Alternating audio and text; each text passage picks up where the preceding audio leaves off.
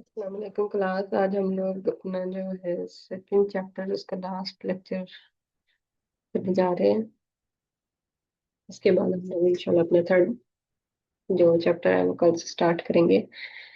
आज last lecture है, इसमें हम क्या देख रहे हैं कि एक्सपोनेंट्स क्या है। सबसे पहले एक्सपोनेंट्स क्या होते हैं? ये मैथमेटिकल नोटेशंस हैं that indicates how many times a number known as base is multiplied by itself. इसका मतलब ये है कि जिस भी नंबर की हम लोग पावर लगा रहे हैं, एक्सपोनेंट पावर को कहते हैं, वो उतने ही टाइम, जितनी हमारे पास पावर होगी उतने ही टाइम अपने आप से क्या होगा, मल्टीप्लाई होगा। जैसे यहाँ पे हमने एग्जांपल दी है 2 रेज़ टू पावर 3 की, तो 2 क्या होगा, 3 टाइम्स मल्टीप्लाई होगा, 2 × 2 × 2। इसी तरीके से अगर यहाँ पे 5 पावर होती तो क्या होता, 2 5 टाइम्स अपने आप से क्या होता, मल्टीप्लाई होता। तो ये क्या होता है, एक्सपोनेंट हमारे क्या करता है, सिंप्लीफाई कर देता है चीजों को। अगर हम लोग 2 की जो है पावर 3 लिखते हैं तो क्या होता है, वो आसानी से लिखी जाती है। जबकि अगर हम लोग 2 × 2 × 2 करते जाएंगे तो क्या होगा, लंबा भी हो सकता है प्रोसेस। 2 की पावर 10 भी तो हो सकती है, ठीक है, उससे ज्यादा भी हो सकती है। तो एक्सपोनेंट्स क्या करते हैं, सिंप्लीफाई कर देते हैं हमारी काम को। नेक्स्ट है फैक्टरिंग। फैक्टरिंग क्या होती है, किसी भी नंबर के ब्रेक डाउन करना, किसी नंबर को ब्रेक डाउन करना, या फिर कोई अलजेब्रिक एक्सप्रेशन है तो उसको क्या करना है, हमने ब्रेक करके क्या करना है, छोटा करना है या सिंप्लीफाई कर देना है, तो वो क्या हो जाएगी, फैक्टरिंग। जिस तरीके से हमारे पास यहाँ पे एक एग्जांपल है, x² - 6x। अब क्या करेंगे, हम इसको सिंप्लीफाई करने के लिए x कॉमन ले लेंगे तो अंदर क्या आएगा, x - 6। तो ये क्या हो गया, सिंप्लीफाई हो गई है, फैक्टराइजेशन हो गई है इसकी। इसी तरीके से 3x + 6 में से हमने 3 कॉमन लेके x + 2 अंदर आ गया, तो ये क्या हो गया हमारे पास, फैक्टराइजेशन। सिंप्लीफिकेशन, किसी भी एक्सप्रेशन को सिंपलर या रिड्यूस करने फॉर्म में, रिड्यूस्ड फॉर्म में लिखना, ये क्या होता है हमारे पास, सिंप्लीफिकेशन।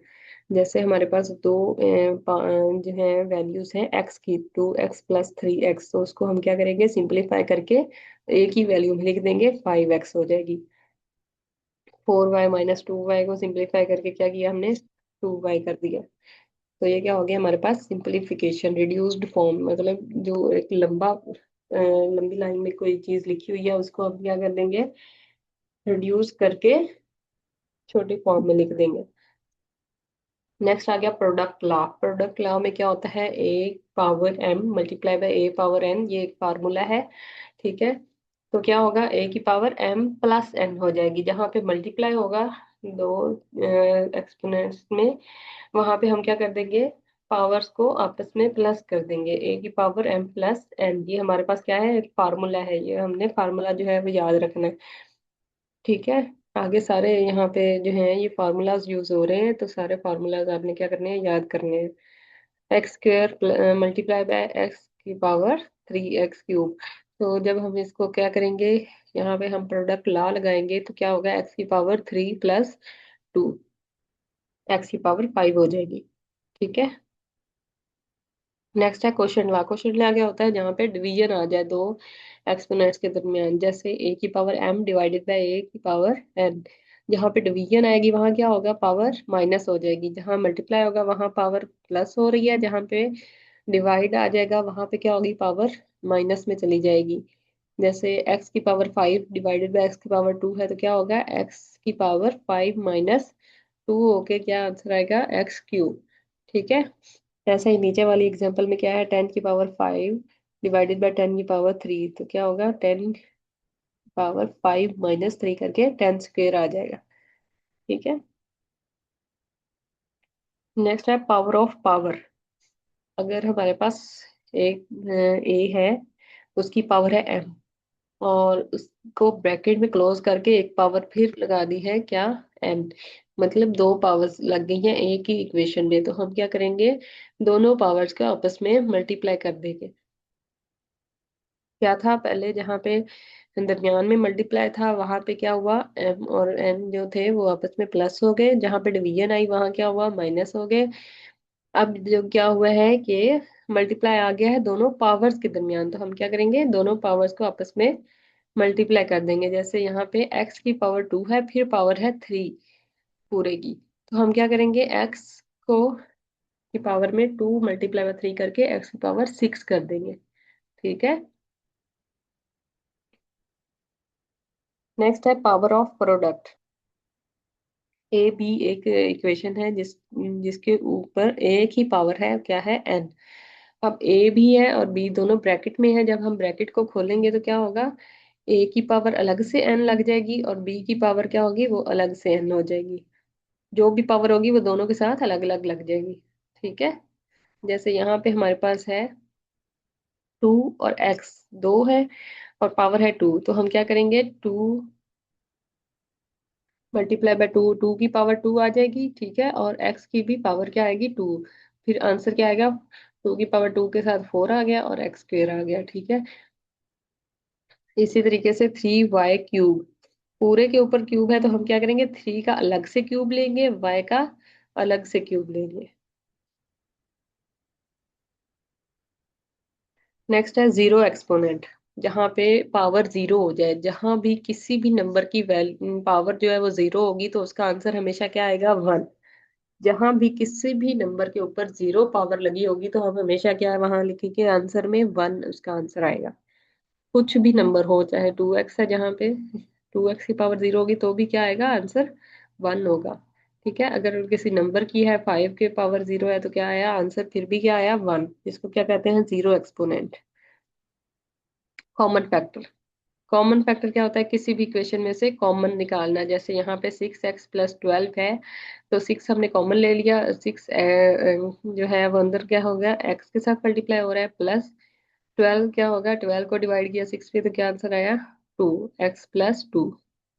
कॉमन फैक्टर लेके क्या किया हमने, 6 को कॉमन लेके x + 2 आ गया। इसी तरीके से यहाँ पे 8y + 16 है, तो इसमें से हमने 8 कॉमन ले लिया, y + 2। ये हमारे क्या हो गए, कॉमन फैक्टर। ग्रुपिंग। अब हमारे पास एक जो है एक लंबी इक्वेशन है, उसमें हमने क्या किया, दो ग्रुप बना दिए। दो ग्रुप किस तरीके से बनाए, ये भी इसी तरीके से। इसमें से ए कॉमन ले लिया, इसमें से जब हम ए कॉमन लेके तो a × क्या आएगा, x + y + b कॉमन लेके तो क्या आएगा, x + y। अब x + y अंदर है तो वो क्या आया, यहाँ पे आ गया। और जो a और b हमने कॉमन लिया था वो आपस में क्या हो गया, प्लस a + b और x + y, ये दो ग्रुप्स बन गए। ठीक है। इसी तरीके से नेक्स्ट इक्वेशन में क्या है, x² + 2x + x और +2। तो हमने क्या किया, पहले में से x को कॉमन ले लिया तो क्या आया, x + 2। फिर हमने 1 कॉमन लिया तो फिर से आया x + 2। ये फैक्टराइजेशन हमने जो है वो बचपन में की हुई है, ये वही वाली फैक्टराइजेशन है। ठीक है। तो क्या हो गया, x + 2 × x + 1। नेक्स्ट है डिफरेंस ऑफ स्क्वेयर्स। दो जो नंबर्स हैं उनका स्क्वायर लिया हुआ है और उनका आपस में क्या है, डिफरेंस। डिफरेंस क्या होता है, उसको कैसे शो करते हैं, माइनस के साथ। a² - b², ये हमने फार्मूला पढ़ा हुआ है। ये क्या होता है, a - b × a + b। ये सारे फार्मूलाज जो हैं हमने अलजेब्रा में पढ़े हुए हैं, ये सारे हमने जो है दोबारा से रिवाइज कर रहे हैं हम लोग। एग्जाम्पल क्या है, x² - 9 क्या होगा, x - 3 और x + 3। परफेक्ट स्क्वायर क्या होता है, वो जो स्क्वायर का फार्मूला था a + b होल का स्क्वायर वाला, ये वहाँ ये वाला फार्मूला जो है वही वाला यूज हो रहा है, a² + 2ab + b² = a + b whole का स्क्वायर। ऐसे ये -b होल का स्क्वायर भी हमने पढ़ा हुआ है। नेक्स्ट है क्वाड्रेटिक ट्राइनोमियल। क्वाड्रेटिक ट्राइनोमियल कौन सा है, जहाँ पे हमारे पास x + 2 होल का स्क्वायर ना निकल रहा हो, या जो है पूरा होल स्क्वायर ना निकल रहा हो, वहां पे जो इक्वेशन होती है उसको हम क्या कहते हैं, क्वाड्रेटिक। यहाँ पे x² + 5x + 6 है, तो ये क्या होगा, x + 2 × x + 3।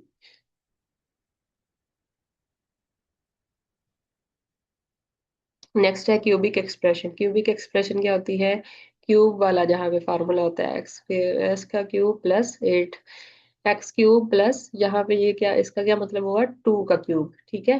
यहाँ हम ये भी कह सकते हैं ए क्यूब प्लस बी क्यूब वाला जो फार्मूला है वो यहाँ पे यूज होगा, ए प्लस बी, ए स्क्वेयर माइनस 2a प्लस 4। 4 की जगह पे क्या आएगा, बी स्क्वेयर। ठीक है। नेक्स्ट आ गया सब्स्टिट्यूशन मेथड। सब्स्टिट्यूशन मेथड में हम क्या करते हैं कि किसी भी जो हमारे पास नंबर है उसकी जगह पे हम लोग सपोज कर लेते हैं किसी भी वैल्यू को। जैसे यहाँ पे x की पावर 4 है, 5x स्क्वेयर है प्लस 6 है, तो हमने क्या किया, एक्स स्क्वेयर को सपोज कर लिया कि ये क्या है, y के इक्वल है।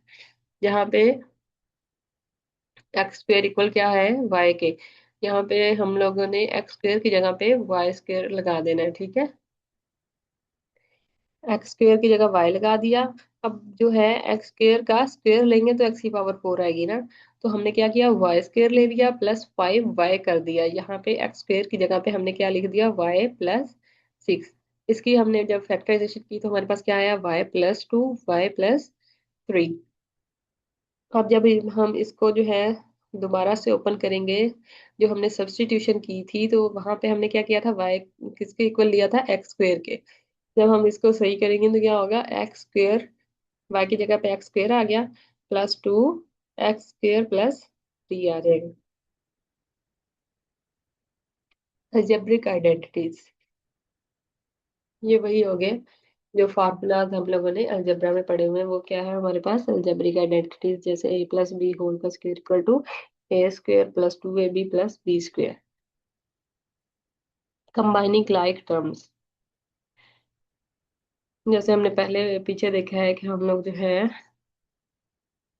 सेम चीजों को, सेम जो हमारे पास वैल्यूज हैं उनको इकट्ठा करके एक ही वैल्यू बना देते हैं। सिंप्लीफिकेशन में हमने ये देखा था, ये वही है। 2x+3x को मतलब क्या करेंगे, एक ही वैल्यू में क्या कर देंगे, 2+3 करके 5x बना देंगे। ऐसे ये है नीचे वाला 4y-2y+y। अब क्या हो गया, पहले हम लोग बोर्ड मैथ्स में क्या करते हैं, प्लस। जब हम पहले प्लस करेंगे तो क्या होगा, 2y+y करके 4y-y हो जाएगा। ठीक है, 2y के साथ माइनस है प्लस y है, तो माइनस प्लस करके क्या होता है, जो वैल्यू बड़ी होती है वही वाला हम लोग क्या करते हैं, साइन लगाते हैं, तो -y आ जाएगा। 4y-y इक्वल टू क्या होगा, 3y के। नेक्स्ट है डिस्ट्रीब्यूटिव प्रॉपर्टी। इसमें क्या कर रहे हैं हम लोग, जो हमारे पास सिंप्लीफाइड फॉर्म थी उसको खोल रहे हैं। 2 × x+3 को खोल के क्या कर देंगे, 2x+2 × 3 6। ठीक है, रिमूविंग पैरेंथेसिस मतलब हमने क्या किया है, यहाँ पे ब्रैकेट को रिमूव करना है। जब हम ब्रैकेट को रिमूव करेंगे तो फिर क्या होगा, वो सेम वही होगा। 2 × x+x−3 है तो क्या होगा, 2x−6 हो जाएगा। अंदर हम लोग क्या, बाहर वाली वैल्यू को क्या करते हैं, अंदर मल्टीप्लाई कर देते हैं जहां भी हमारे पास ब्रैकेट होती है। यूजिंग एक्सपोनेंट्स, यहाँ पे कौन सा फार्मूला लग रहा है, प्रोडक्ट लॉ वाला, x² × x³ equal to x⁻² + 3 करके 5। नीचे जो है वो कौन सा है, क्वोशंट लॉ। x⁻6 है डिवाइडेड बाय x⁻2 है तो क्या होगा, x⁻6 - 2 equal to x⁻4। Next है रिमूविंग फ्रैक्शंस। फ्रैक्शंस क्या होती हैं, जो हम लोग वैल्यूज लिखते हैं बाय में, 1/2 + 1/3। इसको हम क्या करेंगे, फ्रैक्शन रिमूव करने के लिए हम एलसीएम ले लेंगे। एलसीएम लेके क्या होगा, 5/6। ठीक है,